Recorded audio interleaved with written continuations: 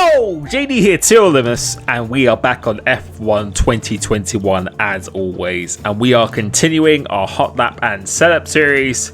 Pretty much, I think this is probably the best run I've done in a Hotlap and setup series since I played the Formula 1 game, so I hope you've been enjoying it. I hope the setups have been working out for you, and now we arrive at Spa, a track I do really enjoy. Although I've always found to be very difficult to hook up a lap. So as usual, we're just going to gloss over this first lap, and then the second lap, we're really going to dissect it. And as I said in my previous Hotlap and setups, these setups I always make in mind to be as good as possible when racing online or when you're doing a league race. Because I find TT, you can set a very good lap and put everything all together, but if the setup is very oversteery, not good over curbs, the setup can look much better than it is, simply because in TT you can just run as many laps as possible, and all it takes is for one lap to stick and you get a really good time, and then that's it. And I think people fall into the trap of thinking that the best TT time is the best setup. Whereas for me, I always try and make a setup that I am consistently getting the same time with pretty much most laps, and it's very easy to drive, because even if it's a little bit slower over the ultimate raw one lap pace, if it's going to be consistently quicker in the race, that's where races are won. So that's what I always try and put in mind. And this setup here, I feel is very good over the curbs, very stable as usual. It wasn't quite enough for the number one, a little bit away from it. I made a couple of mistakes in the first sector. I didn't ride the curb at the end of sector 1, and in this last sector, just through those corners there actually, in fact, the fast right left, I didn't quite hook it up for the left. So I think there's a good couple of attempts still in this lap, but overall I feel it's a very good setup. Didn't take me long to get up to speed at all. Got the fastest last sector, I believe, out of anyone. It's really just a middle sector I lost a little bit of time off. But you can see it's a 40.2, and yeah, I'm quite happy with that. And I feel it would work very, very well online as well. So we're going to dissect this lap now. So starting the lap as usual, going to turn 1 is quite a simple braking point. Really, just as you go right in line with that 100-meter board, that's where you want to start braking, all in a straight line.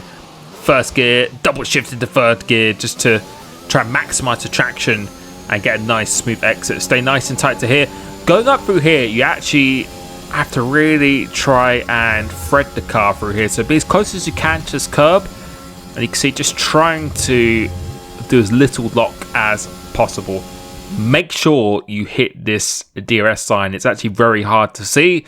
Make sure you hit that, because that will benefit you a lot down the straight. If you miss it, you'll actually lose quite a bit of time. Going towards the end of sector 1 now, we'll be braking as you hit the 50-meter board, as it goes out of view.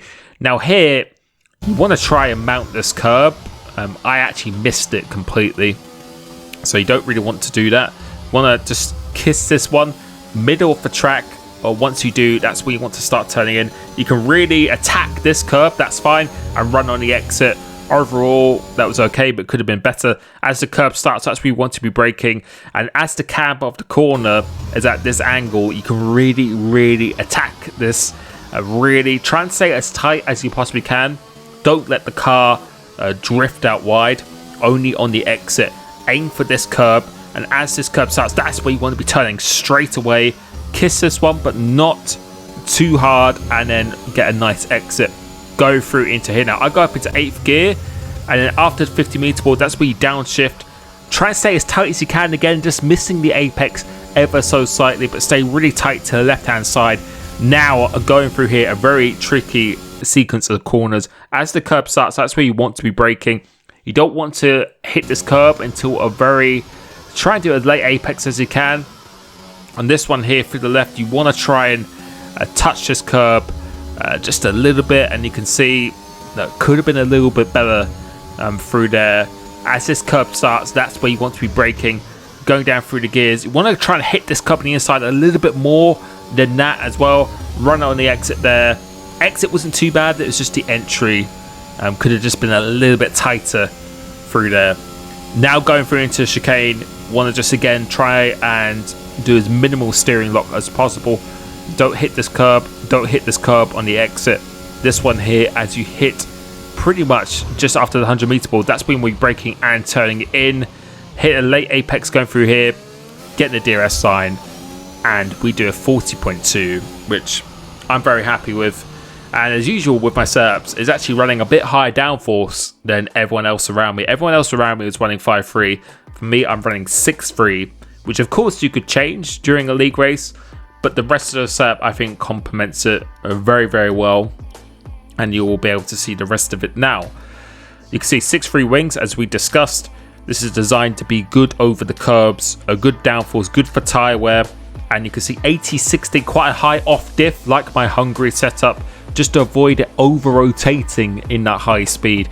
And for here, front camber's all the way to the right, a rear camber balanced, and then front toe 0.7 or 0.8 is typically what you want to be aiming for. 1.2 on the suspension, so very, very soft suspension to make it good on the curbs and good for the traction. 3.8 is for that high speed grip, and 2.7, as I always say, 2.7 is something I just really like.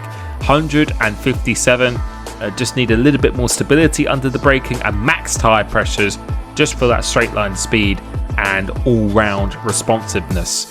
So I hope you enjoyed this one. I hope you're enjoying the game. I will be releasing another video probably most days at 5 PM UK time. I'll be releasing a longer video, so thank you so much for the support on the channel. It's been absolutely amazing. It really, really has. So thank you so much. I hope you're enjoying it. If you want to join my lobbies, I do it at most weekdays around midday, so follow me on Instagram for that, and I will catch you soon. Peace.